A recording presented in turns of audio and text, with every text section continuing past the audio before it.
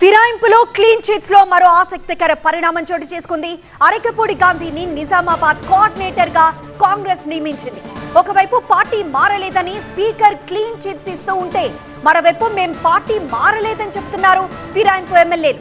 Coordinator గా అరకపూడి గాంధీని నియమిస్తే ఇటు కాంగ్రెస్ టికెట్లు ఇప్పించుకున్నారు సంజయ్, అటు కృష్ణమోహన్ ఇప్పటికే కాంగ్రెస్ కోసం ర్యాలీలు తీస్తూ ఉంటే, ఇటు బాన్స్వాడలో కాంగ్రెస్ కోసం ప్రచారం మొదలెట్టారు.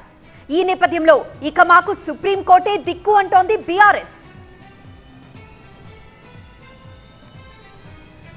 క్లీన్ చిట్ లో ఫిరాయింపులు, ఈ విషయంలో మరో ఆసక్తికర పరిణామం చోటు చేసుకుంది.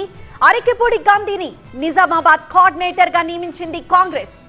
మరోవైపు పార్టీ మారలేదని స్పీకర్ క్లీన్ చిట్స్ ఇస్తూ ఉంటే, మేము కూడా పార్టీ మారలేదంటూ ఫిరాయింపు ఎమ్మెల్యేలు కూడా క్లారిటీ ఇచ్చారు. కోఆర్డినేటర్ గా అరకపూడి గాంధీని నియమించింది కాంగ్రెస్, ఇటు కాంగ్రెస్ టికెట్లు ఇప్పించుకున్నారు సంజయ్, అటు కృష్ణమోహన్ ఇప్పటికే కాంగ్రెస్ కోసం ర్యాలీలు తీస్తూ ఉంటే, ఇటు బాన్స్వాడలో కాంగ్రెస్ కోసం ప్రచారం మొదలెట్టారు.